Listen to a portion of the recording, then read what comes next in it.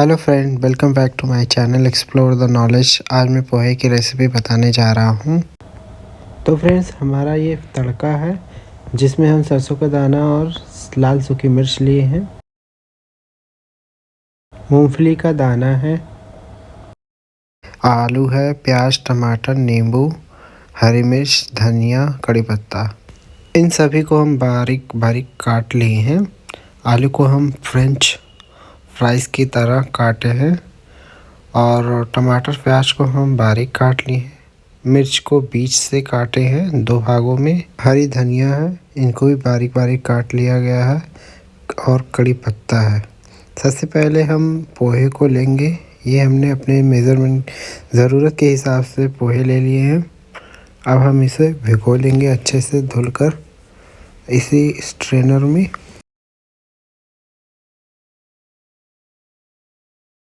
हम कुछ इस तरीके से धुलेंगे ताकि ये पानी अच्छे से छन जाए, रुके ना, नहीं तो पोहा ख़राब हो जाएगा। अब ये हमारे पोहे अच्छे से सोख हो गए हैं, जैसा कि आप देख सकते हैं। पोहा बनाने के लिए सबसे पहले हम कढ़ाई लेंगे। इसमें हम तेल डालेंगे, लगभग 2-3 टेबलस्पून तेल डालेंगे, क्योंकि हमें सबसे पहले मूंगफली के दाने को फ्राई करना है। तेल को हम गरम होने देंगे, मीडियम हॉट हो जाएगा तब हम मूंगफली का दाना इसमें डाल देंगे। ध्यान रहे मूंगफली का दाना जब भी डालें तो इसे चलाते रहें, क्योंकि ये बहुत जल्दी गर्म होकर जल जाता है।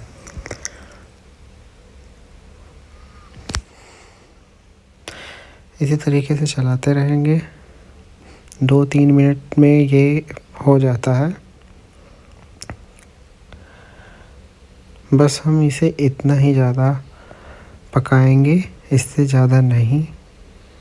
थोड़ी देर बाद ये क्रंची हो जाता है जब थोड़ा ठंडा होता है। हम अपने मूंगफली के दाना को इसी तरीके से निकाल लेंगे। अब हम इसी तेल में अपने कटे हुए आलू को डालेंगे फ्राई करने के लिए। ये हमारे कटे हुए आलू हैं, हम इसमें फ्राई करने के लिए डाल दिए हैं। इसे भी 10-5 मिनट तक फ्राई करना होंगे, जब तक ये लाल ना हो जाए अच्छे से। हम इसे अच्छे तरीके से चला देंगे। जैसा कि आप देख रहे हैं, ये अच्छे तरीके से फ्राई हो रहा है। अब हमारा आलू अच्छे से फ्राई हो गया है। अब हम इसे निकाल लेंगे।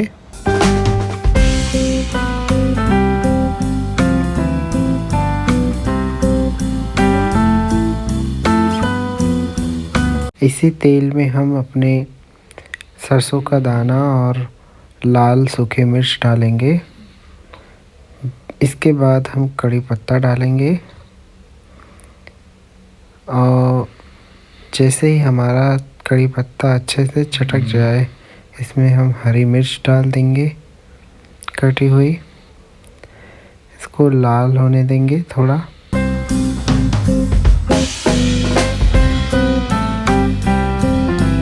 इसी में अपना प्याज डालेंगे सबसे पहले। जैसे कि आप देख सकते हैं, हमने अपना प्याज डाल दिया है।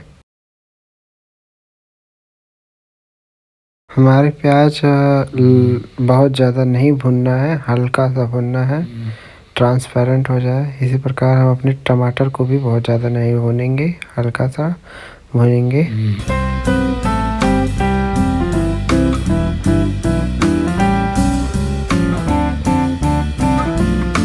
बस इतना ही हमें अपने सब्जियों को भुनना है। अब इसमें हम अपना हल्दी डालेंगे अपने ज़रूरत के हिसाब से।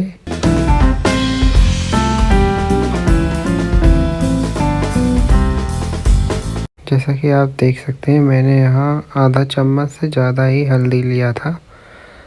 अब इसमें हम नींबू का रस डालेंगे।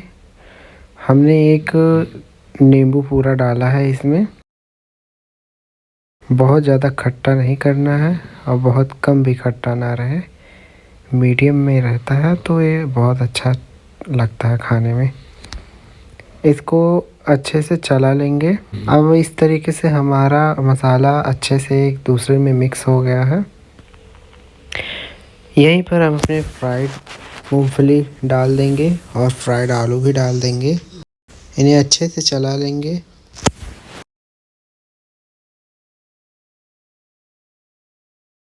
अब हम अपने पोहे को डाल लेंगे। ध्यान रहे हम जब अपने पोहे को भिगोते हैं तो कभी कभी वो चपक जाता है बहुत ज़्यादा, तो उसे हम अच्छे से फोड़ लेंगे।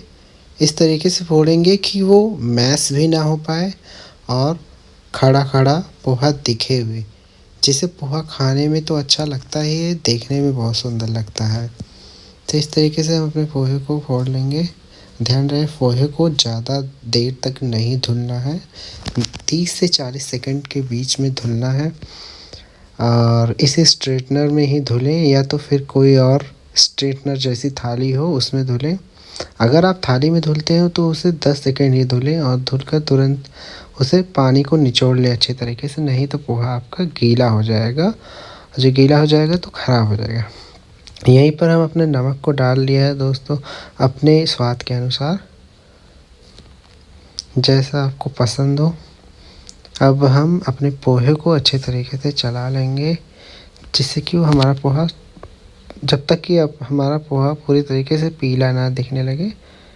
और दोस्तों ये बहुत आसान सी रेसिपी है, इसे अपने घर में ही सुबह के नाश्ते, शाम के नाश्ते में खा सकते हैं और ये बहुत हेल्दी भी होता है, बहुत हैवी फूड नहीं होता, लाइट फूड होता है। और जैसा कि आप देख सकते हैं हमारा पोहा तैयार हो चुका है। और अब हम लास्ट में जो धनिया काटा था इसमें डालेंगे। धनिया से भी इसका टेस्ट बढ़ जाता है और देखने में सुंदर लगता है। तो दोस्तों अगर अब मेरा पोहे की रेसिपी आपको अच्छी लगी तो मेरे चैनल को लाइक शेयर सब्सक्राइब और कमेंट करना मत भूलिएगा, क्योंकि आप अगर कमेंट करेंगे तो मैं अब जानूँगा कि मैं अच्छा बना रहा हूँ या नहीं। तो thank you for watching my channel.